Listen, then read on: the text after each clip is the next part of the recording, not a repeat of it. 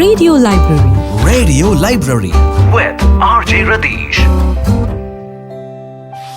Hello, എല്ലാവർക്കും നമസ്കാരം. Radio Malayalam 98.6 ഇത് റേഡിയോ ലൈബ്രറിയുടെ സമയം. നിങ്ങളുടെ കൂടെ ഞാൻ രതീഷ്. അപ്പൊ ഈ ആഴ്ചയും പുതിയൊരു പുസ്തകം നമ്മൾ കൊണ്ടുവന്നിട്ടുണ്ട്. അത് പരിചയപ്പെടണ്ടേ നമുക്ക്. ഇന്ന് ഈ പുസ്തകം പരിചയപ്പെടുത്താനായിട്ട് നമ്മളുടെ കൂടെ എത്തിയിട്ടുള്ളത് ശ്രീനാഥ് ശങ്കരൻകുട്ടിയാണ്. സ്വാഗതം റേഡിയോ മലയാളം 98.6ലേക്ക്. Thank you Ratheesh. പുസ്തകങ്ങൾ ഒരുപാട് വായിക്കുന്ന ആളാണ്. ഒരുപാട് എന്ന് പറയുന്നത് വളരെ ആപേക്ഷികമായിട്ടുള്ള ഒരു സ്റ്റേറ്റ്മെന്റ് ആണ്. എന്നാലും കുഴപ്പമില്ലാതെ വായിക്കും. അത്യാവശ്യം എല്ലാ ജോണറിലുള്ള പുസ്തകങ്ങളും. എല്ലാ ജോണറിലും പുസ്തകം. ശ്രീനാഥ് ശങ്കരൻകുട്ടി ഒരു എഴുത്തുകാരൻ കൂടിയാണ്. ചെറുകഥകളൊക്കെ ഒരുപാട് എഴുതിയിട്ടുണ്ട്. ഒരുപാട് എന്ന് പറയാൻ കഴിയില്ല, എന്നാലും ഒരു 10-12 കഥകളൊക്കെ എഴുതിയിട്ടുണ്ട്. അത് മലയാളത്തിലെ ഒരുമാതിരി എല്ലാ മാഗസിൻസിലും അത് വന്നിട്ടുണ്ട്. കുറെയൊക്കെ വായിക്കപ്പെട്ടിട്ടുണ്ട്. ഏറ്റവും അവസാനം എനിക്ക് തോന്നുന്നത് ട്രൂ കോപ്പി തിങ്കില് തെറിപ്പോലീസ് എന്ന് പറഞ്ഞൊരു കഥ വന്നു. അത് കുറെ അധികം വായിക്കപ്പെട്ടു. അത്യാവശ്യം നല്ലോണം വായിക്കപ്പെട്ടു. അതിനു മുമ്പ് പല കാരണങ്ങളാൽ ചിലർ എന്ന് പറഞ്ഞൊരു കഥ മലയാളം വാരികയിൽ വന്നിരുന്നു. അതിനു മുമ്പ് എന്റെ നോവലിന്റെ ആദ്യ 2 ചാപ്റ്ററുകൾ മാധ്യമം ഒരു കഥ ആയിട്ട് പ്രസിദ്ധീകരിച്ചിരുന്നു. അങ്ങനെ വരുന്നുണ്ട് മാഗസിൻസിലൊക്കെ. അത്യാവശ്യം എല്ലായിടത്തും എഴുത്ത് വരുന്നുണ്ട്.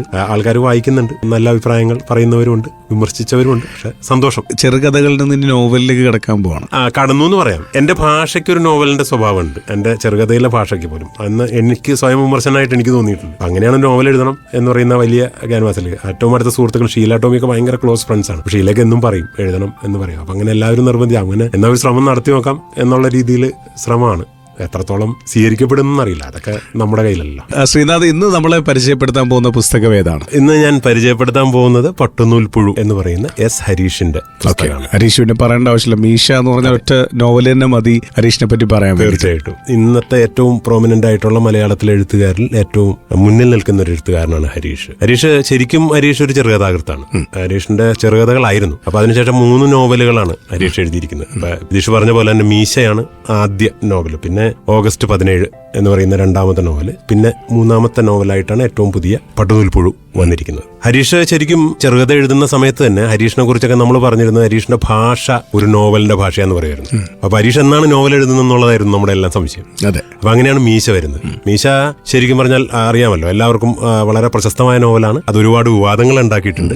പക്ഷെ ആ വിവാദം അല്ല അത് പ്രശസ്തമാണുള്ള ഒരു കാരണം. ആ നോവലിന്റെ ക്വാളിറ്റി തന്നെയാണ്. പിന്നീട് അത് JCB പുരസ്കാരത്തിലേക്ക് അതിന്റെ ട്രാൻസ്ലേഷൻ വരെ എത്തുകയും ഇന്ത്യയിലെ ഏറ്റവും പ്രമുഖമായ ട്രാൻസ്ലേഷൻ പുരസ്കാരത്തിലേക്ക് അതിന്റെ ഇംഗ്ലീഷ് ട്രാൻസ്ലേഷൻ എത്തുകയും അത് നേടുകയും ചെയ്തു. മീശയുടെ ഒരു പ്രദേശം എന്ന് പറയുന്നത്, ഒരു ഭൂമിക എന്ന് പറയുന്നത് ആലപ്പുഴ അല്ല കുട്ടനാടിന്റെ പ്രദേശത്തുള്ള ഒരു, അങ്ങനെയാണ് ഹരീഷ് ആദ്യം തുടങ്ങുന്നത്. ഹരീഷ് ആ പ്രദേശത്തുകാരനാണ്.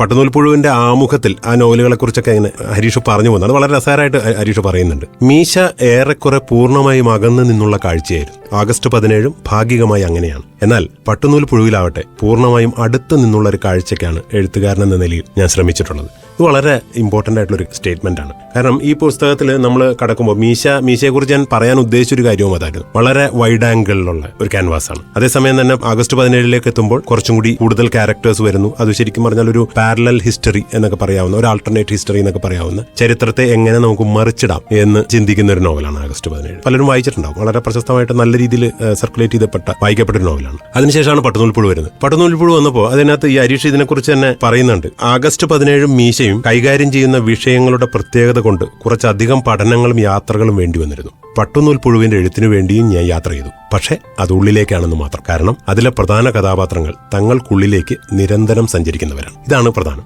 ഒരു നോവൽ എഴുതുമ്പോൾ അതിനു വേണ്ടിയിട്ട് ഒരുപാട് റിസർച്ച് ചെയ്യേണ്ടതായിട്ടുണ്ട്. ഈ റിസർച്ച് 2 തരത്തിലാവും എന്ന് പറയുന്നത് വളരെ രസകരമായ ഒരു കാര്യമാണ്. അതായത് നമ്മൾക്ക് ബാക്കിയുള്ള ലോകത്ത് മുഴുവൻ സഞ്ചരിച്ചുള്ള, ലോകത്തെക്കുറിച്ച് അറിഞ്ഞുകൊണ്ടുള്ളൊരു സഞ്ചാരം എന്ന് പറയുന്നത് ഞാൻ ഉദ്ദേശിക്കുന്നത് ഒരു വായനയുടെ സഞ്ചാരവും അറിവിന്റെ സഞ്ചാരമായിട്ട്. അങ്ങനെ അറിവും വായനയുമായി സഞ്ചാരമായിട്ട് നമുക്ക് റിസർച്ച് ചെയ്യാം, ഗവേഷണം ചെയ്യാം. അറിവ് ഇതിനകത്തേക്ക് നോവലിലേക്ക് പല അറിവുകളും നമ്മുടെ കാഴ്ചകളൊക്കെ കൊണ്ടുവരാം. അതേസമയം തന്നെ നമ്മുടെ അകത്തേക്ക് കൂടി സഞ്ചരിച്ചുകൊണ്ട് ഒരു നോവൽ എഴുതാമെന്നുള്ളതിന് ഒരു ഉത്തമ ഉദാഹരണമാണ് ഈ നോവൽ. എന്നാലും പട്ടുനൂൽ പുഴുവിനെ കൂടുതൽ പരിചയപ്പെടാം. തീർച്ചയായിട്ടും ഈ പുസ്തകം വളരെ ക്ലോസപ്പിൽ എഴുതപ്പെട്ട ഒരു പുസ്തകമാണ്. ക്ലോസപ്പിൽ എന്ന് പറയുമ്പോൾ ഏറ്റവും അടുത്ത്, ആളുടെ ഏറ്റവും അടുത്തേക്ക് കയറി അയാളുടെ ഉള്ളിൽ തന്നെ സഞ്ചരിച്ചുകൊണ്ട്, ഇതിലെ കഥാപാത്രങ്ങൾക്ക് അകത്ത് സഞ്ചരിച്ചുകൊണ്ട് എഴുതപ്പെട്ട ഒരു നോവലാണ്. ഏറ്റവും രസം എന്ന് പറയുന്നത് ഈ നോവലിന്റെ ആദ്യ വാചകം തന്നെ നമ്മളെ പിടിച്ചിരുന്നു. ഞാൻ അതിനു മുമ്പ് ഒരു കാര്യം പറയാൻ ഉദ്ദേശിക്കുന്നത്, ഈ നോവൽ വായനയിലും നോവൽ എഴുത്തിലും വായനയിലും നമ്മളെല്ലാവരും വളരെയധികം ശ്രദ്ധിക്കുന്ന ഒരു കാര്യം എന്ന് പറയുന്നത് ഇതിന്റെ റീഡബിലിറ്റി എന്താണ് എന്ന് പറയുന്ന ഒരു ചോദ്യം. നമ്മളെപ്പോഴും നോവൽ വായിക്കുമ്പോൾ ആദ്യം ആയിരിക്കും, ഇതെങ്ങനെ വായിച്ചു പോകും. പല നോവലുകളും നമ്മൾ ശ്രദ്ധിച്ചിട്ടുണ്ടാവും, വായിച്ചു തുടങ്ങി കഴിഞ്ഞാൽ കുറച്ച് കഴിയുമ്പോൾ അങ്ങ് നീങ്ങില്ല. അപ്പോൾ ഈ റീഡബിലിറ്റി എന്നൊരു സാധനമുണ്ട്. ഒരു വാചകത്തിൽ നിന്ന് അടുത്ത വാചകത്തിലേക്ക് കടക്കാൻ ഉള്ളൊരു ക്യൂരിയോസിറ്റി, ഒരു പാരഗ്രാഫിൽ നിന്ന് അടുത്ത പാരഗ്രാഫിലേക്ക് കടക്കാനുള്ള ക്യൂരിയോസിറ്റി, ഒരു പേജിൽ നിന്ന് അടുത്ത പേജിലേക്ക് കടക്കാനുള്ള ക്യൂരിയോസിറ്റി, അങ്ങനെ ഒരു അധ്യായത്തിൽ നിന്ന് അടുത്ത അധ്യായത്തിലേക്ക് കടക്കാനുള്ള ക്യൂരിയോസിറ്റി, ഇത് നിരന്തരം ജനിപ്പിക്കുമ്പോഴാണ് റീഡബിലിറ്റി ഉണ്ടാവുന്നത് നോവൽ. ഈ നോവൽ തുടങ്ങുന്നത് തന്നെ നമ്മളെ പിടിച്ച് ഈ നോവലിനകത്തേക്ക് ഇട്ടുകൊണ്ടാണ്. ഞാൻ ആ വാചകം വായിക്കാം.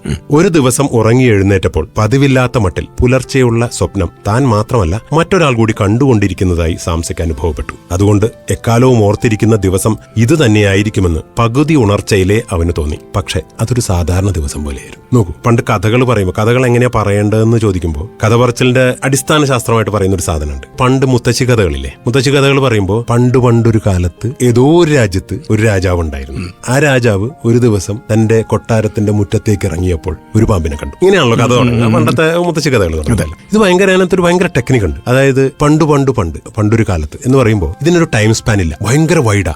ലോകത്തെ ഏത് സമയത്തുമാവാം, ഏതോ ഒരു രാജ്യത്ത്, ദേശമില്ല, വലിയൊരു ദേശത്തിലേക്ക് നമ്മളെ ആദ്യം പിടിച്ചിടുന്നു. അത് കഴിഞ്ഞ് ഏതോ ഒരു രാജാവ് രാവിലെ ഉണർന്നെണീറ്റപ്പോൾ തന്റെ കൊട്ടാരത്തിന്റെ ടൈം സ്പാൻ പണ്ടിൽ നിന്ന് ഒരു ദിവസത്തിലേക്ക് വന്നു. രാവിലെയായി, തന്റെ കൊട്ടാരത്തിന്റെ ദേശം മാറി, നമ്മുടെ സാധനം ക്ലോസപ്പിലേക്ക് വന്നു. മുറ്റത്തേക്ക് ഇറങ്ങി, വീണ്ടും ക്ലോസപ്പിലേക്ക് എത്തി, ഒരു പാമ്പിനെ പ്രവൃത്തിയിലേക്ക് എത്തി കണ്ടു. നോക്കൂ, ഇത് നമ്മുടെ മുത്തശ്ശിമാരെ അറിയാതെ നമ്മളോട് കഥ പറഞ്ഞൊരു രീതിയാണ്. ഇതാണ് നമ്മൾ കഥയിലേക്ക് പിടിച്ചിടുന്നത്. അങ്ങനെ ആദ്യ വാചകത്തിൽ തന്നെ ഈ കഥയിലേക്ക് പിടിച്ചിട്ടുകൊണ്ട് സാംസയുടെ ലോകത്തേക്ക് നമ്മളെ ഈ നോവൽ കടത്തിക്കൊണ്ടുപോകുന്നു. അതിനുശേഷം പിന്നെ നമുക്ക് സാംസയുടെ ലോകത്തിൽ നിന്ന് പുറത്തിറങ്ങാൻ പറ്റാത്ത വിധം നമ്മളെ ഇതിൽ തളച്ചിടുന്നു. ഇതിന്റെ ഏറ്റവും വലിയ പ്രത്യേകത സാംസയുടെ കാഴ്ചകളിലൂടെയാണ്. അതിനെക്കുറിച്ച് അഭിപ്രായം പറഞ്ഞ എവിടെയോ ഫേസ്ബുക്കിലോ അല്ലെ എവിടെയോ ഞാൻ അത് വായിച്ചൊരു വാചകമുണ്ട്. സാംസയുടെ തോളത്ത് വെച്ച ഒരു ക്യാമറയാണ് ഈ നോവൽ എന്ന് പറയും. സാംസ എന്ന് പറയുന്ന ഇതിലെ കഥാപാത്രത്തിന്റെ പ്രായം 13 വയസ്സാണ്. ഇത് വളരെ അഡോളസെൻസിന്റെ ഏറ്റവും പ്രാധാന്യമുള്ള ഒരു പ്രായമാണ്. ഇപ്പോൾ നമ്മളെല്ലാവരും അഡോളസെൻസ് എന്ന് പറയുന്ന ഒരു ഷോർട്ട് സീരീസ് നെറ്റ്ഫ്ലിക്സിൽ ലോകം മുഴുവൻ ചർച്ച ചെയ്യപ്പെടുന്നുണ്ട്. അതിലെ നായകനായ ജാമി മില്ലറുടെ പ്രായവും 13 വയസ്സാണ്. ഇതിലെ നായികയായിട്ടുള്ള മരിച്ചുപോയ നടാഷ എന്നൊരു കഥാപാത്രമുണ്ട്. ഈ നടാഷയും സാംസയും തമ്മിലുള്ള നിരന്തരമായ സംഭാഷണവും ഇടപെടലും ജീവിതത്തിലെ വഴിത്തിരിവുകളുമാണ് ഈ പട്ടുനൂൽപ്പുഴുവിന്റെ കഥാതന്തു. നടാഷ മരിച്ചു പോകുമ്പോൾ നടാഷയുടെ പ്രായവും 13 വയസ്സാണ്. RP ശിവകുമാർ എന്ന് പറയുന്ന ഒരു നിരൂപകനുണ്ട്. നിരൂപകന്റെ ഒരു 13 വയസ്സിനെ കുറിച്ചുള്ള ഒരു വലിയൊരു നോട്ടാണ്. പ്രായത്തിന്റെ കാര്യത്തിൽ പിന്നെയും അഡോളസൻസ് എന്ന സീരിയൽ മുന്നിൽ നിൽക്കുന്നു. അതിലെ മുഖ്യ കഥാപാത്രം ജാമി മില്ലറുടെ പ്രായം 13 ലൂസിഫറിന്റെ 2ാം ഭാഗം എമ്പുരാനിൽ ഖുറൈശി അബ്രഹാം പാകിസ്ഥാനിൽ നിന്ന് ട്രക്കിൽ കൊണ്ടുപോകുന്ന കുറെ കുട്ടികളുടെ കൂട്ടത്തിൽ സയ്യിദ് മസൂർ അഷറിനെ രക്ഷപ്പെടുത്തുന്നത് 13ാം വയസ്സിലാണ്. രക്ഷപ്പെടുന്നത് എന്തിനാണ്, എന്നിട്ട് എന്തുണ്ടാക്കി എന്നൊന്നും ചോദിക്കരുത്. പക്ഷേ രക്ഷപ്പെടുത്തിയ പ്രായം വ്യക്തമായി പറയുന്നുണ്ട് സിനിമയിൽ. കഴിഞ്ഞ വർഷം 80ാം പിറന്നാൾ ആഘോഷിച്ച ഷീലാം ആദ്യമായി മലയാള സിനിമയിൽ ഭാഗ്യജാതകത്തിൽ അഭിനയിക്കുമ്പോഴും പ്രായം 13. ഇങ്ങനെ 13നെ കുറിച്ച് ലോകം മുഴുവനും ഇങ്ങനെ വളരെ രസകരമാണ് ആ പ്രായത്തിന്റെ പ്രത്യേകതകൾ. പക്ഷെ ഈ നോവലിൽ ഈ 13 വയസ്സുള്ള ഒരു ചെറുപ്പക്കാരന്റെ ചിന്തകളെ മുഴുവൻ നിരന്തരമായി രേഖപ്പെടുത്തുന്നതാണ് ഈ നോവലിന്റെ കഥാതന്തു. നോക്കൂ, നമ്മളെല്ലാവരും ഒരു ജീവിതം ജീവിക്കുന്നുണ്ട്. വായന എന്തിനാണ് എന്നൊരു ചോദ്യം നിൽക്കുന്നുണ്ട്. എന്തിനാണ് വായിക്കുന്നത്? നമ്മൾ ജീവിക്കാത്ത, നമ്മളെല്ലാവരും ദേശത്താലും കാലത്താലും ജീവിതത്തിന്റെ പല ഗതികൾ കൊണ്ടും ഒതുക്കപ്പെട്ടു പോയവരാണ്. അതിൽ നിന്നേക്കാൾ നമ്മളെ പുറത്തു കടത്തി നമ്മൾ ജീവിക്കാത്തൊരു മറുജീവിതം നമ്മുടെ മുന്നിൽ കാണിച്ചു തരുന്നതാണ് വായന. നമ്മളെ അതിലൂടെ കൈപിടിച്ച് നടത്തുന്നതാണ് വായന. നമ്മൾ ജീവിച്ചു കൊണ്ടിരിക്കുമ്പോൾ നമ്മുടെ ഉള്ളിൽ ജീവിക്കുന്ന ഒരു മറുജീവിതം കൂടിയുണ്ട്. നമ്മളിപ്പോൾ ഞാനും രതീഷും സംസാരിച്ചുകൊണ്ടിരിക്കുമ്പോൾ രതീഷിന്റെ മനസ്സ് എവിടെയോ അലയുന്നുണ്ട്. ഏതോ ഒരു പ്രദേശം നിങ്ങളുടെ മനസ്സിലുണ്ട്, ഏതോ ആൾക്കാർ നിങ്ങളോട് സംസാരിക്കുന്നുണ്ട്. ഇതേ ജീവിതം ഇതിനെ നമ്മൾക്ക് പുറത്തു പറയാൻ കഴിയില്ല, നമ്മുടെ ഉള്ളിൽ സംഭവിക്കുന്നതാണ്. ഇത് നമ്മൾ ജീവിക്കുന്ന ഒരു മറുജീവിതമാണ്. ഈ ജീവിതത്തിലൂടെ നമ്മളെ കൊണ്ടു നടത്തുന്നതാണ് പട്ടുനൂൽപ്പുഴു. നിരന്തരമായി അവർ ജീവിക്കുന്ന, അവർക്ക് പരിസരത്തിനപ്പുറത്തേക്ക് ആ കുട്ടി ജീവിക്കുന്ന ഒരു മറുജീവിതമുണ്ട്, ഉള്ളിൽ ജീവിക്കുന്ന ഒരു ജീവിതം. ആ ജീവിതത്തിലൂടെ നമ്മളെ കൈപിടിച്ച് നടത്തുന്നതാണ് പട്ടുനൂൽപ്പുഴു. പട്ടുനൂൽപ്പുഴുവിന്റെ ഒരു പ്രത്യേകത എന്ന് പറയുന്നത് ഇതിന്റെ ഡീറ്റെയിലിംഗ് ആണ്. ഓരോ കാര്യങ്ങളും, കാണുന്ന കാഴ്ചകളുടെ ഏറ്റവും അടിസ്ഥാനപരമായ ചെറിയ ഘടകം വരെ നമ്മുടെ മുന്നിൽ കാണിച്ചു തരുന്ന, നിരന്തരമായി അതിന്റെ വിഷ്വലുകൾ, നമ്മൾ ഹരീഷ് ഈ പുസ്തകത്തിന്റെ തുടക്കത്തിൽ എഴുതിയതുപോലെ തന്നെ നിരന്തരമായ ക്ലോസപ്പുകളുടെ ഒരു കൂട്ടമാണ് ഈ നോവൽ. അതുപോലെ തന്നെ ജീവിതത്തിൽ നമ്മൾ കാണാത്ത നിരീക്ഷണങ്ങൾ. എന്റെ ചെറുക്കൻ റോബി നിന്റെ ക്ലാസ്സില, മറ്റൊരു സ്ത്രീ സാംസയോട് പറഞ്ഞു. സാംസ അച്ഛന്റെ കടയിൽ നിന്ന് സാധനങ്ങൾ എടുത്തു കൊടുത്തുകൊണ്ടിരിക്കുകയാണ്. സാംസ അവരെ അത്ഭുതത്തോടെ നോക്കി. റോബിയുടെ അമ്മ ഇങ്ങനെയാണോ ഇരിക്കുന്നത്? ഇങ്ങനെ മുണ്ടുടുത്ത് ബ്ലൗസ് ഇട്ട് അതിനു മുകളിൽ സാരിയുടെ മുന്താണി പോലെ ഒരു തോർത്ത് വളച്ചിട്ടിരിക്കുന്ന പൊക്കമില്ലാത്ത ഇരുന്നിറക്കായി. അവരുടെ മുഖത്ത് റോബിയുടെ മുഖം കാണുന്നുണ്ടോ എന്ന് അവൻ നോക്കി. ഇല്ല, കാണാനില്ല. ക്ലാസ്സിലെ ഓരോരുത്തരുടെയും അമ്മമാർ എങ്ങനെയിരിക്കുമെന്ന് സാംസ ആലോചിച്ചു. ഇതുവരെ അങ്ങനെ ആലോചിച്ച് നോക്കിയിട്ടില്ലല്ലോ എന്ന് വിചാരിച്ചു. അവർ 3 പേരും അരിയും എണ്ണയും വാങ്ങി തിരിച്ചുപോയി. സാംസ വഴിയിലേക്ക് നോക്കിയിരുന്നു. അതിലെ അപൂർവം നടന്നുപോകുന്ന സ്ത്രീകൾ ആരുടെ അമ്മമാരാണെന്ന് ആലോചിച്ചു. അവരിൽ ആരുടെയോ മുഖം കാണുന്നുണ്ട്, അല്ലെങ്കിൽ കാണാതെ മറഞ്ഞിരിപ്പുണ്ട്. പിന്നെ അരി വാങ്ങിക്കാൻ ദാമു വന്നു. അയാൾ സാംസയെ നോക്കിയില്ല. അങ്ങനെ ഒരാൾ അവിടെ ഉള്ളതായി ശ്രദ്ധിച്ചില്ല. മുതിർന്നവർ തമ്മിൽ കാണുമ്പോൾ അവരുടെ നോട്ടം കുട്ടികളിലേക്ക് എത്തില്ല. വലിപ്പം കുറവായതുകൊണ്ടായിരിക്കും, സാംസ ചിന്തിച്ചു. അവരെ ഒരാൾ എന്ന് പരിഗണിക്കാറായിട്ടില്ല. ഒറ്റയ്ക്ക് കിട്ടുമ്പോൾ പക്ഷേ മുതിർന്നവർ കുട്ടികളോട് സംസാരിക്കും. നമ്മൾ ചെറുപ്പത്തിൽ നമ്മൾ നടക്കുമ്പോൾ നമുക്ക് ചുറ്റും മുതിർന്നവരുടെ ഒരു വലിയ ലോകം തന്നെയുണ്ട്. ഇവരാരും നമ്മളെ കാണാറില്ല. പട്ടുനൂൽപ്പുഴയില് ഇങ്ങനെ നമ്മൾ ശ്രദ്ധിക്കാതെ പോയ നമ്മുടെ ജീവിതത്തിലെ കുറേയധികം ചെറിയ ചെറിയ ഫിലോസഫിക്കലായ എന്ന് നമുക്ക് വേണമെങ്കിൽ പറയാവുന്ന ഒബ്സർവേഷൻസ് ഈ നോവലിൽ നിരന്തരമായിട്ട് ഞാൻ 1-2 കൂടി വായിക്കാം. ഈ സാംസയ്ക്ക് ഒരു മാർക്ക് സാറുണ്ട്. മാർക്ക് സാറാണ് സാംസയ്ക്ക് സാംസ എന്ന പേരിടുന്നത്. അപ്പോൾ സാംസയുടെ അച്ഛന് സാംസയുടെ പേര് പറഞ്ഞു കൊടുക്കും. ഇങ്ങനെ ഒരു കഥാപാത്രമുണ്ട്. കാഫ്കയുടെ മെറ്റമോർഫോസിസ് എന്ന ചിത്രത്തിലെ ഗൃഹസാംസ എന്ന കഥാപാത്രത്തിന്റെ പേരാണ് സാംസയ്ക്ക് മാർക്ക് സാർ ഇടുന്നത്. മാർക്ക് സാർ ഒരു ലൈബ്രറിയൻ കൂടിയാണ്. അപ്പൊ ആ പേര് പറഞ്ഞപ്പോ കൊള്ളാവുന്ന പേരാണോ എന്ന് സാംസയുടെ അച്ഛൻ ചോദിക്കുമ്പോൾ ഏറ്റവും പ്രശസ്തനാണ് പാവ മനുഷ്യൻ ഗ്രിഗർ സാംസ എന്നാണ് പേര്. നമ്മുടെ ചെറുക്കന് സാംസ മതി. എന്നാ അത് മതി. സാംസയുടെ അച്ഛൻ പറഞ്ഞു. വിചിത്ര പേരായി പോവോ? ചെട്ടിയാർ സംശയമായി ചോദിച്ചു.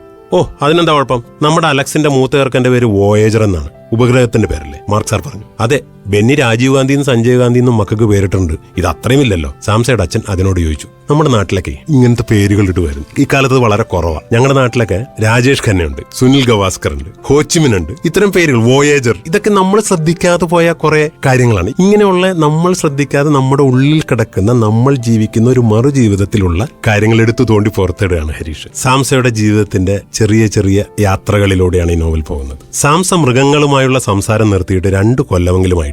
ചെറിയ കുട്ടികൾ മൃഗങ്ങളോടോ മരങ്ങളോടോ സ്വാഭാവികമായി സംസാരിക്കാറുണ്ട്. പെൺകുട്ടികൾ പാവകൾ കയ്യിൽ കിട്ടിയാൽ വർത്തമാനം പറയാറുണ്ട്. യുക്തി വളരുന്നതനുസരിച്ച് ആ സ്വഭാവം നിന്നു പോകുമെങ്കിലും മിക്കവാറും മുതിർന്നവരുടെ ഉള്ളിൽ നിന്ന് പോലും ഏതെങ്കിലും സമയത്ത് അത് പുറത്തു വരുന്നത് കാണാം. വടം വലിച്ചുകെട്ടി വെട്ടിത്തുടങ്ങിയ ഒരു മരം കുറച്ച് സ്ഥലം മാറി വീണപ്പോൾ പണി തന്നല്ലേടാ എന്ന് വെട്ടുകാരൻ ചോദിക്കുന്നത് സാംസ കേട്ടിട്ടുണ്ട്. പാറ കൂടം കൊണ്ട് പൊട്ടിക്കാൻ ശ്രമിച്ച പണിക്കാരൻ അത് പറ്റാതായപ്പോൾ കല്ലിനെ തെറി വിളിച്ചുകൊണ്ട് വീണ്ടും ആഞ്ഞടിക്കുന്നത് കണ്ടിട്ടുണ്ട്. സ്റ്റീഫൻ തന്നെ വല വീശുന്നതിനിടെ മീനുകളോട് പാഠം പഠിപ്പിക്കുമെന്ന് പറയാറുണ്ട്. തമാശയെന്ന നാട്യത്തിലാണ് മുതിർന്നവർ അങ്ങനെയൊക്കെ പറയുന്നതെങ്കിലും ശരിക്കും ഗൗരവത്തിലാണ് അങ്ങനെ ചെയ്യുന്നതെന്ന് സാംസ വിചാരിച്ചു. ശരിക്കും വെട്ടുകാരൻ മരത്തെ താൻ നേരിടേണ്ട ഒരാളായി കാണുന്നു. സ്റ്റീഫൻ ഏത് സമയവും മീനുകൾ തന്നെ പറ്റിക്കാൻ ശ്രമിക്കുന്നുണ്ടെന്ന് ശരിക്കും വിചാരിക്കുന്നു. നമ്മളെല്ലാവരും മുതിർന്നവരാണ്. ഈ മുതിർന്നവരുടെ ലോകവും കുട്ടികളുടെ ലോകവും രണ്ടും രണ്ടാണ്. നമ്മുടെ പരിഗണനകൾ വ്യത്യസ്തമാണ്. നമ്മൾ ജീവിതത്തിന്റെ എല്ലാ സങ്കടങ്ങളും സന്തോഷങ്ങളും ഒക്കെ അനുഭവിച്ച് അതിൽ വിരാജിച്ച് നമ്മൾ ജീവിച്ചു പോകുന്നു. നമ്മുടെ കുട്ടികളുടെ പരിഗണനകൾ അതിന് വളരെ വ്യത്യസ്തമാണ്. അത് നമ്മുടെ പ്രയോറിറ്റിയിൽ ഏറ്റവും അവസാനത്തേതുമാണ്. ഇതിന്റെ ഒരു കോൺഫ്ലിക്റ്റ് ഉണ്ടല്ലോ. കുട്ടികളുടെ ലോകത്ത് നിന്ന് നോക്കുമ്പോൾ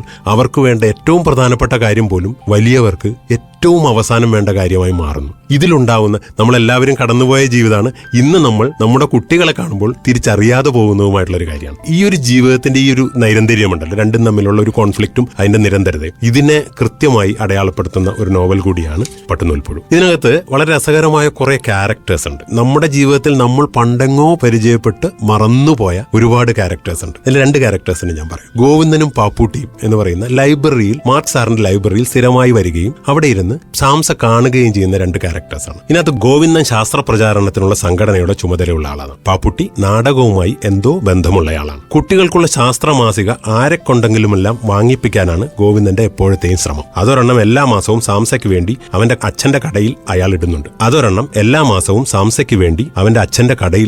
ഇടുന്നുണ്ട്. വില പണമായി കൊടുക്കേണ്ട, സാധനങ്ങൾ വാങ്ങുമ്പോൾ അതിന്റെ തുകയിൽ നിന്ന് കുറച്ചാൽ മതി. പിള്ളേര് ഇതൊക്കെയാണ് വായിക്കേണ്ടത്, അല്ലാതെ ബാലരമയും പൂമ്പാറ്റയുമല്ല. ഓരോ തവണ മാസിക കൊടുക്കുമ്പോഴും ഗോവിന്ദൻ വിജയനോട് പറയും. അതേസമയം ഞാൻ നേരത്തെ പറഞ്ഞ പാപ്പുട്ടി എന്ന കഥാപാത്രം വളരെ രസകര. ജീവിതം മുഴുവൻ ഒരു നാടകമാണ് പാപ്പുട്ടിക്ക്. മൊത്തത്തിൽ പാപ്പുട്ടി പറയുന്നതാണ്, ഇവരോട് പറയുന്ന ഒരു ജീവിത വീക്ഷണമാണ്. ഗോവിന്ദൻ പോയി കഴിഞ്ഞപ്പോൾ പാപ്പുട്ടിയും മാർക്ക് സാറും പരസ്പരം നോക്കി ചിരിച്ചു. മൊത്തത്തിലൊരു നാടകമായിട്ട് ഇതെല്ലാം കണ്ടാൽ മതി. അതാണ് രസം. അവൻ ശാസ്ത്രം പ്രചരിപ്പിക്കുന്ന ആളായി അഭിനയിക്കുന്നു, ഞാൻ നാടകം ചെയ്യുന്ന ആളായിട്ട് അഭിനയിക്കുന്നു, മാർക്ക് സാർ ലൈബ്രറിയനായിട്ട് അഭിനയിക്കുന്നു. പാപ്പുട്ടി പറഞ്ഞു. അവർ രണ്ടുപേരും ചായ കുടിക്കാൻ പോകുന്നതിനായി എഴുന്നേറ്റു. ഇനി അരമണിക്കൂർ നേരത്തേക്ക് ലൈബ്രറിയന്റെ ചുമതല സാംസയ്ക്കാണ്. അവൻ അങ്ങനെ അഭിനയിക്കണം. എടാ സാംസേ, നീ കട നടത്തുന്ന വിജയന്റെ മകൻ സാംസയായി അഭിനയിച്ചാൽ മതി, ഗ്രിഗർ സാംസയായിട്ട് വേണ്ട, പാപ്പുട്ടി പറഞ്ഞു. ഇനി അല്പനേരത്തേക്ക് പുസ്തകം എടുക്കാൻ ആരും വന്നില്ലെങ്കിൽ സാംസ ലൈബ്രറിയിൽ തനിച്ചാണ്. ഏതോ റാക്കിൽ പുസ്തകത്തിലെ നടാശയുണ്ട്. അവൾ ആരായിട്ടാണ് അഭിനയിക്കുന്നത്? സാംസ ചിന്തിച്ചു. കുറെ വർഷം മുമ്പ് മരിച്ചുപോയ പെൺകുട്ടിയായിട്ടോ, അതോ അവൾ ജനിക്കും മുമ്പ് എഴുതിയ പുസ്തകത്തിലെ പെൺകുട്ടിയായിട്ടോ? ഈ സാംസയാണെങ്കിൽ ഒരു പരാജയപ്പെട്ട കച്ചവടക്കാരന്റെ മകനാണ്. സാംസയുടെ അച്ഛൻ വിജയൻ ഒരു കട നടത്തുന്ന ആളാണ്. ഇയാൾ ഒരുപാട് ബിസിനസ്സുകൾ നടത്തി പരാജയപ്പെട്ട ഒരാളാണ്. സാംസയുടെ അമ്മ ആനിയാണെങ്കിൽ ക്രിസ്ത്യൻ, അച്ഛൻ ഹിന്ദുവും അമ്മ ക്രിസ്ത്യാനിയുമാണ്. അപ്പൊ ഇവര് തമ്മിൽ പ്രണയിച്ചാണോ എന്ന് പറയാവുന്ന തരത്തിൽ എന്നാൽ പ്രണയിച്ച് വിവാഹം കഴിച്ചവരാണ്. ഈ സാംസയുടെ അച്ഛനും അമ്മയും തമ്മിലുള്ള ബന്ധത്തെക്കുറിച്ചുള്ള 3-4 ചാപ്റ്ററുകൾ ഇതിനകത്ത് പറയുന്നുണ്ട്. ഈ ഒരു പരാജയപ്പെട്ട ബിസിനസ്സുകാരന്റെ മകൻ എന്നുള്ള രീതിയിൽ സ്വന്തം അച്ഛന്റെ പരാജയം നിരന്തരം കാണുകയും വളരെ നിർമ്മമതയോടുകൂടി നിസ്സംഗതയോടുകൂടി അതിനെ കണ്ട് ആ ജീവിതം സ്വന്തം ജീവിതത്തിൽ അനുഭവിക്കുകയും ചെയ്യുന്നൊരു സാംസയാണ് ഇതിൽ മുഴുവനും ഉള്ളത്. അതേപോലെ തന്നെ ഈ ജീവിതത്തിന്റെ ഭാഗമായി നിന്നുകൊണ്ട് ഇതിന്റെ സങ്കടങ്ങൾ മുഴുവൻ താങ്ങി നിൽക്കുന്ന ഒരു കഥാപാത്രമാണ് സാംസയുടെ അമ്മയായിട്ടുള്ള ആനി. പക്ഷേ ഈ സാംസയുടെ അച്ഛനെ ആനി പ്രണയിക്കുന്നതിൽ, സ്നേഹിക്കുന്നതിൽ ഒരു പ്രത്യേകതയുണ്ട്. നിർഭാഗ്യവാന്മാരും കാര്യമായ പിടിപ്പില്ലാത്തവരുമായ സംരംഭകരെ പോലെ ഉയർച്ചയും വലിയ താഴ്ചകളുമുള്ള സാമ്പത്തിക ചുറ്റുപാടുകളായിരുന്നു വിജയന്റേത്. അവരുടെ വിവാഹത്തിന് മുമ്പ് അങ്ങനെയായിരുന്നു. ഇപ്പോൾ ഗൗരവമുള്ള ഏതോ ആഘാതം പറ്റിയ സമയമായിരിക്കുമെന്നും അയാളുടെ മനസ്സ് സ്വസ്ഥമല്ലാത്ത സ്ഥലങ്ങളിലായിരിക്കുമെന്നും ആനി വിചാരിച്ചു. സാംസയുടെ അച്ഛനെ പറ്റിയാണ്. മനസ്സമാധാനമില്ലാത്ത ജീവിതമാണ് അയാളുടേത്. അമ്മ ചെറുപ്പത്തിലെ മരിച്ച കാര്യം പറഞ്ഞ സമയത്തതുപോലെ ആനിക്ക് അയാളോട് അപ്പോഴും ഇഷ്ടം തോന്നി. നോക്കൂ, വിജയന്റെ പരാജയപ്പെട്ട സമയങ്ങളിലാണ് ആനി വിജയനെ പ്രണയിച്ചിട്ടുള്ളത്. ഏറ്റവും പരാജയനായി തന്റെ അടുത്തെത്തുന്ന വിജയനെയാണ് നിരന്തരമായി ആനി പ്രണയിച്ചുകൊണ്ടിരുന്നത്. വിജയനെ സംബന്ധിച്ചിടത്തോളം ഈ പരാജയങ്ങളിൽ നിന്നെല്ലാം അകന്നു പോകുമ്പോഴും വളരെ നിസ്സംഗമായി വീട്ടിലെത്തുമ്പോഴും ആനിയുടെ പ്രണയം തിരിച്ചറിയാതെ പോകുന്ന ഒരു പരാജിതനും കൂടി വിജയനിലുണ്ട്. സാംസ ജീവിച്ചിരിക്കുന്ന ചുറ്റുപാടിൽ ഉള്ള ഒരുപാട് ഭ്രാന്തന്മാരുടെ ജീവിതം കൂടി ഇതിനകത്ത് പറയും. നമ്മുടെ നാട്ടിലെല്ലാം ഏതെങ്കിലും നാട്ടിൽ ഏതെങ്കിലും ഒരു ആസ്ഥാന ഭ്രാന്തനുണ്ടാവും. ആ നാട്ടിലെ എല്ലാവരും അയാളെ ഭ്രാന്തൻ എന്ന് തന്നെ ആയിരിക്കും വിളിക്കുന്നത്. വെളിവില്ലാത്തവനെന്നോ ഒക്കെ വിളിക്കപ്പെടുന്ന ഒരു ഭ്രാന്തനുണ്ടാവും. ഇക്കാലത്ത് അത് വളരെ കുറവാണ്. എനിക്ക് തോന്നുന്നു സോഷ്യൽ മീഡിയയുടെ ഒക്കെ സ്വാധീനം കൊണ്ട് ഭ്രാന്ത് പ്രകടിപ്പിക്കാൻ നമുക്കെല്ലാം അവസരമുള്ളതുകൊണ്ട് വഴിയെ നടന്ന് ഭ്രാന്തനായി പോകേണ്ടതില്ല. നോക്കൂ, ഭ്രാന്തന്മാരെല്ലാം നമ്മുടെ നാട്ടിലെ പഴയ കാലത്തെ ഭ്രാന്തന്മാർ എന്തെങ്കിലുമൊക്കെ വിളിച്ചു പറഞ്ഞുകൊണ്ട് നടക്കുകയാണ്. സോഷ്യൽ മീഡിയയിൽ എന്തെങ്കിലുമൊക്കെ വിളിച്ചു പറയാൻ നമുക്ക് അവസരമുള്ളത് കൊണ്ടാവാം ആളുകളൊന്നും പാപ്പുട്ടി പറഞ്ഞ പോലെ ഭ്രാന്തന്മാരായി അഭിനയിക്കാത്തത്. സാംസ ജീവിച്ചിരിക്കുന്ന ആ ദേശത്തിന്റെ പേര്, ആ പ്രദേശത്തെ ബസ് സ്റ്റോപ്പിന്റെ പേര് പ്രാന്തൻ മൂല എന്നാണ്. അതിനെക്കുറിച്ച് പറയുന്നുണ്ട്. വേറെ നല്ല പേരുണ്ടെങ്കിലും ബസ്സുകാർ ആ സ്റ്റോപ്പിന് പ്രാന്തൻ മൂല എന്നാണ് പറഞ്ഞിരുന്നത്. കാരണം ധാരാളം ഭ്രാന്തന്മാർ ആ ചുറ്റുവട്ടത്തുള്ളത് തന്നെ. സൂക്ഷ്മമായി നോക്കിയാൽ അവിടെ നിന്ന് 1 കിലോമീറ്റർ ചുറ്റളവിൽ നേരിയ ഭ്രാന്തെങ്കിലും ഇല്ലാത്ത ആളുകൾ കുറവായിരുന്നു. ഭ്രാന്തായിരുന്നു സ്വാഭാവികമായ കാര്യം. അല്ലെങ്കിലും ഏതു മനുഷ്യരുടെ മുഖത്ത് സൂക്ഷിച്ചു നോക്കിയാലാണ് ഭ്രാന്ത് വെളിപ്പെടാത്തത്? എന്റെ മുഖത്ത് ഇപ്പൊ രതീഷ് സൂക്ഷിച്ചു നോക്കിക്കഴിഞ്ഞാൽ ചെറിയൊരു ഭ്രാന്ത് വെളിപ്പെടും. അവരുടെ പ്രവൃത്തിയും സംസാരവും ശ്രദ്ധിക്കുക, അവരെ നിരീക്ഷിച്ചുകൊണ്ടിരിക്കുക. സമചിത്തതയുള്ള ആരുമില്ലെന്ന് മനസ്സിലാവും. വിഭ്രാന്തി ഓരോരുത്തരുടെയും തെളിഞ്ഞ മുഖത്തിനടിയിൽ മറിഞ്ഞിരിപ്പുണ്ട്. എന്നാലും പ്രകടമായി തന്നെ ഭ്രാന്തുള്ള പ്രമുഖരായ കുറച്ചുപേർ ആ ഭാഗത്തുണ്ടായിരുന്നു. അവിടെ 3-4 ഭ്രാന്തന്മാരുണ്ട്. അതിലൊന്ന് സാവുൾ എന്ന് പറയുന്നൊരു ഭ്രാന്തനാണ്. സാവുൾ എന്നൊക്കെ പറഞ്ഞാൽ വീട്ടിൽ നിന്ന് കാലത്തെ ഇറങ്ങി പോകും, എവിടെയെങ്കിലും ഒക്കെ ചുറ്റിത്തിരിഞ്ഞ് തിരിച്ചു വരുന്ന ഒരു സ്ഥിരം ഭ്രാന്തൻ. രണ്ടാമത്തെ ഭ്രാന്തൻ പൊന്നം മാനേജറാണ്. ഇദ്ദേഹം എന്ന് പറയുന്നത് പഴയ വലിയൊരു ബാങ്ക് മാനേജർ ആയിരുന്നു. മകൾക്ക് ഏതോ ഒരു പ്രണയം വന്നു. അവളെ ഏതോ എങ്ങനെയോ പ്രണയത്തിലൂടെ ഗർഭിണിയാവുകയോ എങ്ങനെയൊക്കെ ചെയ്തു. അപ്പൊ അവളെ ചവിട്ടി കൊന്നു പുള്ളി. അതിനുശേഷമാണ് പുള്ളിക്ക് ഭ്രാന്ത് പിടിക്കുന്നത്. അങ്ങനത്തെ ഒരു പൊന്നം മാനേജർ എന്ന് പറയുന്നത്. മോൻ എന്ന് പറയുന്ന ഒരു ഭ്രാന്തനുണ്ട്. മോനെ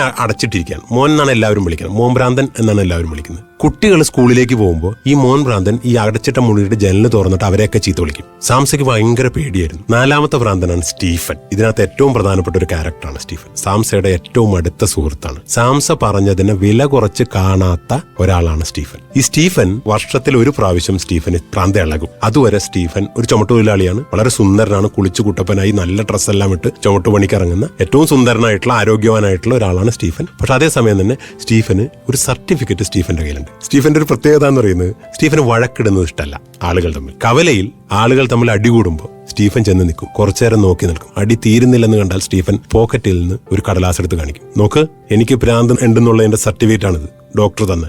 ഈ സർട്ടിഫിക്കറ്റ് ഉണ്ടെങ്കിൽ എനിക്ക് ആരെയും കൊല്ലാൻ കേസില്ല, എല്ലാവരും പിരിഞ്ഞു പോകണമെന്ന് പറയും. അപ്പൊ തന്നെ അവിടെയുള്ള എല്ലാവരും വഴക്കിടുന്നവരൊക്കെ പിരിഞ്ഞു പോകും. ഇങ്ങനത്തെ ഒരു ക്യാരക്ടറാണ് സ്റ്റീഫൻ. ഈ സ്റ്റീഫനാണ് സ്ഥിരമായിട്ട് സാംസയും കൊണ്ട് സ്കൂളിലേക്ക് പോകുക. അപ്പൊ ഞാൻ നേരത്തെ പറഞ്ഞില്ല, മോൻ ഭ്രാന്തൻ, എല്ലാവരെയും തെറി വിളിക്കുന്ന, എല്ലാവരെയും ചീത്ത വിളിക്കും, വളരെ അസഭ്യം പറയും. അവനെയും കൂട്ടി സാംസയും കൂട്ടിക്കൊണ്ട് സ്റ്റീഫൻ മോൻ ഭ്രാന്തന്റെ വീടിന്റെ അടുത്തേ കൂടി ചെന്നു. സാംസയുമായി സ്കൂളിലേക്ക് നടന്ന ആദ്യ ദിവസം മോൻ പുറം ലോകത്തെയും പുറം ലോകം മോനെയും കാണുന്ന ജനലിനരികിലെത്തിയപ്പോൾ സ്റ്റീഫൻ അവിടെ ഗൗരവത്തോടെ നിന്നു. അപ്പോൾ ആ സമയം അവർ മാത്രമേ ഉണ്ടായിരുന്നു. മോന്റെ നിഴൽ ജനലിനകത്ത് കാണാം. ടാ മോനെ, ഇങ്ങോട്ട് വന്നടാ. സ്റ്റീഫൻ അകത്തേക്ക് നോക്കി അതിലും ഗൗരവത്തിൽ വിളിച്ചു. വിളി കേട്ട് മോൻ ജനലിനരികത്തെത്തി. കഥകൾ വായിച്ചു തുടങ്ങിയ പിൽക്കാലത്ത് ചിത്രകഥകളിലെ ഭൂതത്തെ പോലെ എന്നാണ് സാംസ മോനെ ഓർക്കുന്നത്. കുളിക്കാത്ത ചപ്രമായി പോയ മുടി, ചെറിയ ചുവപ്പുള്ള കണ്ണ്, എപ്പോഴും തുറന്നു പിടിക്കുന്ന വായ, നെഞ്ചിന് താഴെയുള്ള ഭാഗം ഭിത്തി കൊണ്ട് മറിഞ്ഞിരിക്കുന്നു. നിനക്ക് വട്ടാണ്? സ്റ്റീഫൻ മോനെ നോക്കി ചോദിച്ചു. മോൻ സമ്മതിക്കുന്നത് പോലെ മൗനം പാലിച്ചു. എനിക്ക് അതിലും വലിയ വട്ടാണ്. ദേ ഇത് കണ്ടോ, കാലിൽ ചങ്ങലയിട്ട് ഉണങ്ങിയതിന്റെ പാട് സ്റ്റീഫൻ കാണിച്ചു. അതുകൊണ്ട് എന്റെ അടുത്ത് വേഷം കെട്ട് വേണ്ട. വട്ട് നീ എന്നെ പഠിപ്പിക്കരുത്. അടിച്ച് ഞാൻ കരണക്കുറ്റി പൊട്ടിക്കും. സ്റ്റീഫൻ സാംസയെ മുന്നിലേക്ക് നിർത്തി. ഇവനെ എങ്ങാനും ഇനി നീ എന്തെങ്കിലും ചെയ്താൽ പറഞ്ഞാൽ അടിക്കാനെന്ന പോലെ സാംസ സ്റ്റീഫൻ കയ്യോങ്ങി കാണിച്ചു. മോൻ ഒന്നും മിണ്ടാതെ ബഹുമാനത്തോടെ 5 വയസ്സുള്ള സാംസയെ ശ്രദ്ധിച്ചു. അതിൽ പിന്നീട് തനിയെ നടന്നു പോകാൻ തുടങ്ങിയപ്പോഴും മോൻ സാംസയെ ബഹുമാനത്തോടെ നോക്കി. വലിയ ബഹളമുണ്ടാകുന്ന സമയത്തും അവനെ കണ്ടാൽ ഒച്ച നിർത്തി. ഇങ്ങനെ സാംസയുടെ ജീവിതത്തിലെ എല്ലാത്തിന്റെയും കൂടെ നടക്കുന്ന സാംസയെ മനസ്സിലാക്കുന്ന ഒരു ഭ്രാന്തനാണ് സ്റ്റീഫൻ. സ്റ്റീഫൻ ഇടയ്ക്ക് ഭ്രാന്തളകും. അപ്പോൾ ഒരു ഈന്തുമരത്തിലാണ്. ഈന്തെന്ന് പറയുന്നത് നമ്മുടെ നാട്ടിലൊക്കെ പണ്ട് കാലത്തുണ്ടായിരുന്ന വലിയൊരു മരമാണ്. ഇത് ഉണങ്ങി വീണ്ടും തളർത്ത് ഉണങ്ങി വീണ്ടും തളർക്കുന്ന ഒരു മരമാണ്. ഇതിനകത്തൊരു ചെറിയ കൊളുത്തിട്ടുണ്ട്, അതിലൊരു ചങ്ങലയിട്ടുണ്ട്. ഈ ചങ്ങലയിൽ സ്റ്റീഫനെ തളയ്ക്കും. ഏകദേശം 1 മാസത്തോളം ഭ്രാന്ത് നിൽക്കും. ആ സമയത്ത് സ്റ്റീഫൻ എല്ലാവരെയും ചീത്ത വിളിക്കും. പൂർണ്ണമായ ഭ്രാന്തനാണ്. അവിടുത്തെ വിശ്വാസം എന്താന്ന് വെച്ചിട്ടുണ്ടെങ്കിൽ ഈന്തുമരം ചങ്ങലയിലൂടെ ഭ്രാന്ത് വലിച്ചെടുക്കുന്ന പറയാം. എന്നിട്ട് ഈന്തുമരം തളർക്കും. അങ്ങനെ ഈന്തുമരത്തിൽ മുഴുവൻ ഇലയും വന്ന് നല്ലോണം തളർത്ത് കഴിയുമ്പോഴേക്കും സ്റ്റീഫന്റെ ഭ്രാന്ത് മാറും. സ്റ്റീഫൻ ഒരു ദിവസം ഭ്രാന്ത് മാറി എന്ന് പറയും എല്ലാവരോടും. അപ്പൊ എല്ലാവരും സ്റ്റീഫൻ അഴിച്ചുവിടും. സ്റ്റീഫൻ പോയി കുളിച്ച് കുട്ടപ്പനായി ഡ്രസ്സൊക്കെ ഇട്ട് നേരെ ജംഗ്ഷനിൽ പോയി അടുത്ത് കാണുന്ന ചുമടെടുത്ത് ജീവിതം തിരിച്ചു തുടങ്ങും. സ്റ്റീഫൻ മുന്നോട്ട് വെക്കുന്ന കുറേയധികം ചോദ്യങ്ങളൊക്കെ ഉണ്ട്. ഭയങ്കര രസമുള്ള ചോദ്യങ്ങളാണ്. ഞാനൊരു ഉദാഹരണം പറയാം. സ്റ്റീഫന് ലൈബ്രറി അല്പവും ഇഷ്ടമുള്ള സ്ഥലമല്ല. ജീവിതത്തിൽ ഒരു രസമില്ലാത്ത സ്ഥലമായി അവനത് തോന്നി. ആളുകൾ വലിയ ഭാഗത്തിൽ അങ്ങോട്ട് നിശബ്ദരായി കയറി പോവുകയും ഇറങ്ങി വരികയും ചെയ്യുന്നു. അകത്ത് റീഡിംഗ് റൂമിൽ നിന്ന് ഗൗരവത്തിൽ വായിക്കുന്നവർ ഹാളിൽ ടിവിക്ക് മുന്നിലിരിക്കുന്നവരെ ശല്യമെന്ന മട്ടിൽ നോക്കുന്നു. മാർസാറാണെങ്കിൽ ലൈബ്രറിയന്റെ മുറിയിലിരുന്ന് ഇഹലോകവുമായി ബന്ധമില്ലാത്ത കാര്യങ്ങൾ ചർച്ച ചെയ്യുന്നു. അപ്പോൾ സ്റ്റീഫൻ സാംസയോട് പറയുന്ന ഒരു സാധനമുണ്ട്. അയാൾക്ക് വല്ല പണിയെടുക്കാൻ മേലെ, എന്തിനാണ് ഇങ്ങനെ പുസ്തകം കെട്ടിപ്പിടിച്ചുകൊണ്ടിരിക്കുന്നത്? അപ്പോ സാംസ പറയും, അയാൾ ചുമ്മാ ഇരിക്കുവല്ല, പുസ്തകം വായിക്കാൻ കൊടുക്കുന്നുണ്ട്. അതൊക്കെ എനിക്കറിയാം. അതുകൊണ്ട് എന്താ കാര്യം? ചുമടെടുത്താൽ കൂലി കിട്ടും. നിന്റെ അച്ഛനെ പോലെ കട നടത്തിയാൽ ലാഭം കിട്ടും. അങ്ങനെയല്ല, ഇഷ്ടം പോലെ കഥകൾ വായിക്കാം, പലതരം ആൾക്കാരുടെ കഥകൾ. അതിനെന്തിനാ സാംസ പുസ്തകം വായിക്കുന്നത്? നമുക്ക് പരിചയമുള്ള ആൾക്കാരെയൊക്കെ സൂക്ഷിച്ചു നോക്കണം. വെറുതെ നോക്കിയാൽ പോരാ, ശ്രദ്ധിക്കണം. അവരുടെ പഴയ കാലം ആലോചിക്കണം. അപ്പോ അവരുടെ കഥ അറിയാൻ പറ്റും. അത്രയും രസമുള്ള കഥയൊന്നും ഈ പുസ്തകത്തിലൊന്നും ഇല്ല, സ്റ്റീഫൻ പറയുന്നതാണ്. അപ്പൊ അതിനകത്ത് വേറൊരു കാര്യം കൂടെ, പാപ്പുട്ടി പറഞ്ഞതുപോലെയാണല്ലോ സ്റ്റീഫൻ പറയുന്നതെന്ന് സാംസ വിചാരിച്ചു. ആളുകളെ നോക്കുക, അവർ ഓരോരുത്തരായി അഭിനയിക്കുകയാണെന്ന് പാപ്പുട്ടി. ആളുകളെ നോക്കുക, അവരുടെ കഥ അറിയാമെന്ന് സ്റ്റീഫൻ. 10-25 വർഷം മുമ്പ് മരിച്ചുപോയ നടാഷ എന്ന് പറയുന്ന ഒരു പെൺകുട്ടി സാംസയുടെ നായികയാണ്. 13 വയസ്സുള്ള പെൺകുട്ടിയാണ്. പക്ഷെ 25 വർഷം മുമ്പ് മരിച്ചുപോയി. അപ്പോ അതിനെക്കുറിച്ച് സാംസയ്ക്ക് ഒരു സംശയം തോന്നും. സാംസ നിരന്തരമായി നടാഷയോട് സംസാരിക്കും. ആദ്യകാലങ്ങളിൽ നടാഷ എന്ന പേരില്ല. ദാമുവിന്റെ അനിയത്തിയാണ്. അവിടെ പറമ്പിൽ പണിയെടുക്കുന്ന, നേരത്തെ പറഞ്ഞില്ലേ, സാംസയെ കാണാതെ പോകുന്ന ദാമുണ്ട്. ദാമുവിന്റെ പറമ്പിൽ പണിയെടുക്കുന്ന ദാമുവിന്റെ അനിയത്തിയാണ്. ഇവർ ഈ പറമ്പിൽ പണ്ട് താമസിച്ചപ്പോൾ അവിടെ വെച്ച് മരിച്ചു പോയതാണ് ഈ പെൺകുട്ടി. അവളെ അവിടെ എവിടെയോ കുഴിച്ചിട്ടിട്ടുണ്ട്. അതിനുശേഷം സാംസ നിരന്തരമായി ഈ പെൺകുട്ടിയോട് സംസാരിക്കും. ജീവിതത്തിൽ നടക്കുന്ന എല്ലാ കാര്യങ്ങളും സാംസ പറയും. മരിച്ചുപോയ പെൺകുട്ടി, ഇന്ന് ഞാൻ സ്റ്റീഫന്റെ കൂടെ മീൻ പിടിക്കാൻ പോയി, ഒരു ചരുവം നിറയെ മീൻ കിട്ടി. ഇങ്ങനെ ജീവിതത്തിൽ നടക്കുന്ന കാര്യങ്ങൾ മുഴുവനും ഈ പെൺകുട്ടിയോട് പറയും. അങ്ങനെ ഒരു ദിവസം മാർക്ക് സാറിന്റെ അടുത്ത് ചെന്ന് സാംസ ചോദിക്കും, ഈ പെൺകുട്ടിക്ക് ഒരു പേര് വേണം. അങ്ങനെ മാർക്ക് സാറാണ് സാംസയ്ക്ക് നടാഷ എന്ന പേര് പറഞ്ഞു കൊടുക്കുന്നത്. യുദ്ധവും സമാധാനവും എന്ന പ്രശസ്തമായ ടോൾസ്റ്റോയുടെ നോവലിലെ കഥാപാത്രമായ നടാഷയെ കുറിച്ച് പറയും. എന്നിട്ട് പറയും, നടാഷ മരിച്ചു പോകുമ്പോഴും നടാഷയ്ക്ക് 13 വയസ്സായിരുന്നു ഈ നോവലിൽ. അതുകൊണ്ട് ഏകദേശം നീ പറഞ്ഞത് കറക്റ്റാ. അപ്പൊ നേരത്തെ സ്റ്റീഫനും പറയുന്നുണ്ട്. അതിനുശേഷമാണ് സാംസ മരിച്ചുപോയ പെൺകുട്ടി എന്ന് വിളിക്കാതെ നടാഷെ എന്ന് വിളിച്ചു തുടങ്ങുന്നത്. അപ്പോഴാണ് നടാഷ തിരിച്ചു മറുപടി പറഞ്ഞു തുടങ്ങുന്നത്. അങ്ങനെ സാംസയുടെ മനസ്സിൽ നടാഷയോട് എല്ലാ കാര്യങ്ങളും പറയുന്നു. നടാഷ തിരിച്ചു കാര്യങ്ങൾ പറയുന്നു. ഈ മരിച്ച ഭൂമിക്കടിയിലുള്ള 10-25 വർഷം മുമ്പ് മരിച്ചുപോയ നടാഷയാണ് സാംസയുടെ നായികയും നിരന്തരമായി സംസാരിക്കുന്ന ഒരു കൂട്ടുകാരിയും. സ്റ്റീഫനാണ് ഈ പെൺകുട്ടിയെക്കുറിച്ച് സാംസയുടെ വലിയൊരു സംശയം തീർത്തു കൊടുക്കുന്നത്. സാംസയോട് ദാമു പറഞ്ഞു, ഇത് പെൺകുട്ടിയാണോ ആൺകുട്ടിയാണോ എന്ന് പറഞ്ഞിട്ടില്ല, എന്റെ ഇളയതിനെ കുഴിച്ചിട്ടു എന്ന് പറഞ്ഞിട്ടുള്ളൂ. അപ്പൊ ആൺകുട്ടിയാണെന്നാണ് കരുതിയിരുന്നത്. അപ്പൊ സ്റ്റീഫനാണ് പറഞ്ഞു കൊടുക്കുന്നത്, ശരിയാണ്, നിന്റെ പ്രായം തന്നെയാണ് 13 വയസ്സ്. പക്ഷെ അവനല്ല, അവളാണ്, ദാമുവിന്റെ അനിയത്തിയാണ്. അല്ല, അത് ആൺകുട്ടിയാണ്. നീ എന്നോടാണ് പറയുന്നത്? അത് ഒന്നാം തരം പെങ്കൊച്ചായിരുന്നു. സ്റ്റീഫൻ ഇഷ്ടപ്പെടാത്ത പോലെ പറഞ്ഞു. സാംസ പിന്നോട്ട് പോയി ഒന്നുകൂടി ആലോചിച്ചു നോക്കി. ശരിയാണ്, ദാമു അത് ആൺകുട്ടിയാണെന്ന് പറഞ്ഞിട്ടില്ല, പെൺകുട്ടിയാണെന്ന് ദാമുചേട്ടൻ പറഞ്ഞിട്ടില്ല. അതിനെ കുഴിച്ചിട്ടു എന്നാണ് പറഞ്ഞത്. എടാ പൊട്ടാ, ഞാനാണെങ്കിലും നീ ആണെങ്കിലും ചത്തു കഴിഞ്ഞാൽ അത് എന്നെ പറയൂ. എനിക്കറിയാം അത് പെണ്ണായിരുന്നു, ആരോട് വേണേ ചോദിച്ചോ. അപ്പോൾ ആ കൊച്ചുണ്ടായിരുന്നെങ്കിൽ വലിയ പ്രായമായി കാണും, അല്ലേ? ദാമുചേട്ടന്റെ തൊട്ട് താഴെ. സ്റ്റീഫന് സാംസ പറഞ്ഞതിന്റെ യുക്തി മനസ്സിലായില്ല. അതെങ്ങനെയാടാ ശരിയാവുന്നത്? മരിച്ചാ പിന്നെ പ്രായം കൂടില്ല. അന്നത്തെ വയസ്സാണ് ഇപ്പോഴും ആ പെണ്ണ്. 13 വയസ്സ്, നിന്റെ പ്രായം തന്നെ. അടുത്ത വർഷം 9ാം ക്ലാസ്സിലേക്ക് കയറും. മരിച്ചു കഴിഞ്ഞാൽ പ്രായം അവിടെ അവസാനിക്കുകയാണ് മനുഷ്യന്റെ. ഏറ്റവും പരമമായ സത്യമാണ്. 25 വയസ്സുള്ള ഒരാള്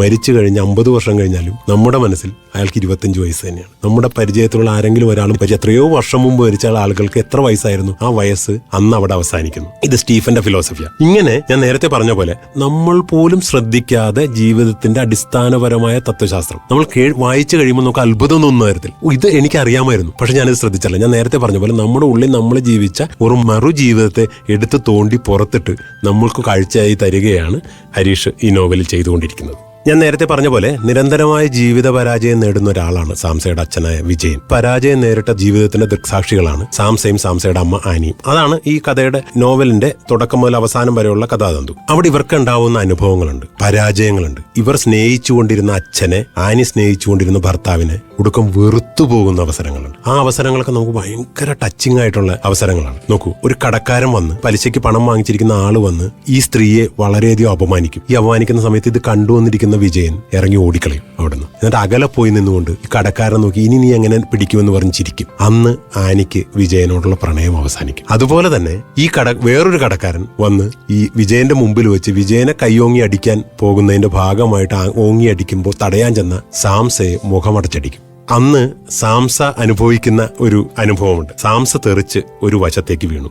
എന്നാലും അയാൾ അവനെ മുഖമടച്ച് തല്ലാൻ വിചാരിച്ചിരുന്നില്ല. പക്ഷെ അത് അയാളുടെ ജീവിതത്തിലെ കൈവിട്ടുപോയ നിമിഷമായിരുന്നു. സാംസ തെറിച്ച് ഒരു വശത്തേക്ക് വീണു. കയ്യിൽ പിടിച്ച പുസ്തകങ്ങളിൽ ദുർബലമായ പുറഞ്ചട്ട ഒട്ടിച്ച ഒരെണ്ണം കുത്തുവിട്ട് മുറ്റത്തേക്ക് ചിതറി. അത് കുട്ടികൾക്കുള്ള ധാരാളം ചിത്രങ്ങളുള്ള ഒരു കഥാപുസ്തകമായിരുന്നു. അവന്റെ ബാല്യത്തിലെ കൗതുകങ്ങൾ, സന്തോഷങ്ങൾ, ഭാവനാലോകങ്ങൾ ഇതാ അവസാനിച്ചു എന്ന മട്ടിൽ സംസാരിക്കുന്ന മൃഗങ്ങളുടെയും പക്ഷികളുടെയും അമാനുഷിക ശക്തിയുള്ള ആത്മാക്കളുടെയും മന്ത്രവാദികളുടെയും കുട്ടികൾക്ക് നന്മ ചെയ്യുന്ന ഭൂതങ്ങളുടെയും പടങ്ങളും കഥകളും മണ്ണിൽ പറന്നു നടന്നു. പുറം ലോകത്തേക്ക് വെളിപ്പെട്ട് അവയിലെ അത്ഭുതങ്ങൾ അവസാനിച്ചു. വെറും കടലാസ് മാത്രമായാണ് അതൊക്കെ അവിടെ കിടന്നത്. എല്ലാ മനുഷ്യരുടെയും ബാല്യം എവിടെ അവസാനിച്ചു, ശേഷിച്ച ജീവിതം എവിടെ തുടങ്ങി എന്ന കൃത്യമായ ബിന്ദു ഒരിക്കലും ഉണ്ടാവില്ല. എന്നാൽ സാംസയുടെ കാര്യം അങ്ങനെയല്ല. അവന്റെ ബാല്യം ആ നിമിഷമാണ് തീർന്നു പോയത്. ആ അടികൊണ്ട് വീണ നിമിഷം സാംസയുടെ ബാല്യം അവസാനിച്ചു. നമ്മുടെ ബാല്യം എന്നാണ് അവസാനിച്ചത്, നമ്മുടെ യുവത്വം എന്നാണ് നമുക്കറിയില്ല, നമുക്ക് ഓർമ്മയില്ല.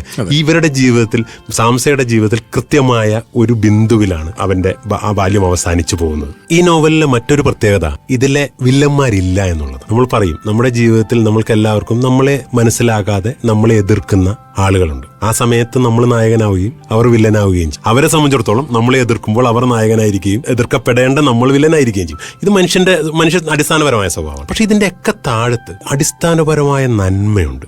മനുഷ്യൻ അവനവനെ തന്നെ ജസ്റ്റിഫൈ ചെയ്യുന്ന ഒരു നന്മയുടെ ഘടകം കൂടിയുണ്ട് എന്ന് ഈ നോവൽ പറഞ്ഞു വെക്കുന്നുണ്ട്. ഈ നോവലില് ഈ പലിശ വാങ്ങിക്കുന്ന ആള് പോലും സാംസയെ തല്ലുന്ന ആള് മോഹനൻ എന്ന് പറയുന്ന ഒരു പണക്കാരൻ, ഇയാൾ തല്ലിക്കഴിഞ്ഞിട്ട് ഇയാൾ സാംസയുടെ അമ്മയോട് പറയുന്നുണ്ട്, സഹോദരി ഞാൻ ഉദ്ദേശിച്ച് ചെയ്തതല്ല, എന്നോട് ക്ഷമിക്കണം എന്ന് പറഞ്ഞ് ഇയാൾ ഇറങ്ങിപ്പോകുന്നുണ്ട്. അതുപോലെ ഉതുപ്പാൻ എന്ന് പറയുന്ന വേറൊരു പലിശക്കാരുണ്ട്. ഇയാൾ സാംസയുടെ മുമ്പിൽ വെച്ച് സാംസയുടെ അച്ഛനെ, വിജയനെ ആക്രമിക്കുന്നത് സാംസ കാണുന്നുണ്ട്. ഇയാൾ കഴുത്തിന് പിടിച്ച് ഇങ്ങനെ മതിൽ ചാരി നിർത്തിയിട്ട് വിജയനോട് ഭയങ്കര അസഭ്യവാക്കുകൾ പറഞ്ഞുകൊണ്ടിരിക്കുമ്പോഴാണ് സാംസ അവിടേക്ക് ചെല്ലുന്നത്. ഈ കുട്ടിയെ കണ്ടതും ഉതുപ്പാൻ ഭയങ്കരമായി എന്തോ ഒരു തെറ്റ് ചെയ്ത പോലെ അവിടെ നിന്ന് പോയി. പിന്നീട് ഈ ഉതുപ്പാൻ സൈക്കിൾ എടുത്ത് പോകുന്ന വഴിക്ക് സാംസയെ കണ്ടപ്പോൾ ഒരു നിമിഷം നിന്നിട്ട് അവനോട് മാപ്പ് പറയണോ വേണ്ടയോ എന്നൊന്ന് സംശയിച്ചിട്ട് പോകുന്നുണ്ട്. കുറച്ച് നാൾ കഴിഞ്ഞ് സാംസ നടന്നു പോകുമ്പോൾ ഉതുപ്പാൻ നടത്തുന്ന സൈക്കിൾ കടയുടെ മുമ്പിലെത്തുമ്പോൾ സാംസയെ വിളിച്ച് ഇങ്ങോട്ട് വന്നേടാന്ന് വിളിച്ച് ഒരു സൈക്കിളോട് നീ ഒന്ന് പോയി ചവിട്ടിയിട്ട് വാ. ഇയാള് പ്രായശ്ചിത്തം ചെയ്യുന്നുണ്ട്. നോക്കൂ, ഇത്തരം കഥാപാത്രങ്ങൾ ജീവിതത്തിന്റെ പല തരത്തിലുള്ള പ്രശ്നങ്ങളിലൂടെ കടന്നുപോയി ക്രൂരത ചെയ്യേണ്ടി വരുമ്പോൾ പോലും അതിന് പരിഹാരമെന്ന വണ്ണം സ്വയം പശ്ചാത്തപിക്കുന്ന കഥാപാത്രങ്ങൾ ഇതിന്റെ ഒരു സാധ്യതയാണ്. ഞാൻ ഇതിനെക്കുറിച്ച് ഒരുപാട് പഠനങ്ങൾ പട്ടുനൂൽപ്പുഴുവിനെ കുറിച്ച് വന്നിട്ടുണ്ട്. ആ പഠനങ്ങൾ എടുത്തിങ്ങനെ ഓരോന്നും വായിക്കായിരുന്നു. അപ്പൊ ഞാൻ പറയുന്നതിനേക്കാൾ മികച്ച പഠനങ്ങളുണ്ടോ, ഞാൻ ഉദ്ദേശിച്ചതിനേക്കാൾ മികച്ച പഠനങ്ങളുണ്ടോ എന്ന് പറഞ്ഞപ്പോൾ ഡോക്ടർ പി സുരേഷ് എഴുതിയ ഒരു പഠനത്തിന്റെ ഒരു ഭാഗം ഞാൻ വായിക്കാം.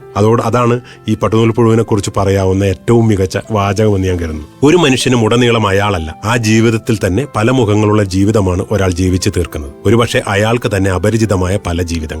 സ്വപ്നത്തിനും ജാഗ്രതത്തിനും ഇടയിലൂടെയുള്ള ജീവിതമാണ് ചില മനുഷ്യരുടേത്. അവയുടെ അതിരുകൾ ഏതാണെന്ന് അത്തരക്കാർക്ക് അറിയണമെന്നില്ല. സ്വപ്നത്തെ യാഥാർത്ഥ്യമെന്നും യാഥാർത്ഥ്യത്തെ സ്വപ്നമെന്നും ധരിച്ച് ഉഭയജീവിതത്തിന്റെ ഏകാന്ത ധന്യതയിൽ അവർ കാലം കഴിക്കും. അതുകൊണ്ട് തന്നെ തങ്ങൾ ജീവിക്കുന്ന ലോകത്തിന്റെ ദുഃഖങ്ങളെപ്പറ്റി അവർ വ്യാകുലപ്പെടില്ല. കാരണം ആ ലോകം സ്വപ്നമോ യാഥാർത്ഥ്യമോ എന്ന് അവർക്കറിയില്ല. ഇത്തരം മനുഷ്യരുടെ നിഗൂഢ ജീവിതത്തെ പിന്തുടരുക എന്നത് ശ്രമകരമായ ദൗത്യമാണ്. ബാഹ്യമായ സാമൂഹ്യ ബന്ധങ്ങളാൽ ബന്ധിതരെങ്കിലും അവർ ഒറ്റയ്ക്ക് അവരുടെ രാജ്യത്തിന്റെ അധിപരായി ജീവിക്കുന്നു. അങ്ങനെ അനേകം രാജ്യങ്ങൾ ചേർന്നൊരു ഭൂഖണ്ഡമായി ചില മനുഷ്യരുടെ കൂട്ടുജീവിതം മാറുന്നു. കാണപ്പെട്ട മനുഷ്യരെ പറ്റിയാണ് മിക്ക എഴുത്തുകളും സംഭവിക്കുക. അവർക്കുള്ളിൽ പിടയുന്ന വേദനകളും അദൃശ്യമായ മുറിവുകളും കണ്ടെത്തുന്ന തുരങ്കപാതകളിലൂടെ സഞ്ചാരമാണ് എഴുത്തിൽ നമുക്ക് ആവശ്യം. അത്തരമൊരു എഴുത്താണ് എസ് ഹരീഷിന്റെ പട്ടുനൂൽപ്പുഴു എന്ന നോവൽ. ഈ നോവലിനെ കുറിച്ച് പറയുമ്പോൾ ഈ നോവലിന്റെ കവർ ഡിസൈൻ ചെയ്ത അഭിലാഷ് ചാക്കോയെ കുറിച്ച് കൂടി നമ്മൾ പറയേണ്ടതുണ്ട്. ഏറ്റവും മനോഹരമായി അടുത്ത കാലത്ത് മലയാള നോവലുകളിൽ കണ്ട ഏറ്റവും മികച്ച കവർ ഡിസൈൻ ചെയ്ത അഭിലാഷ് ചാക്കോ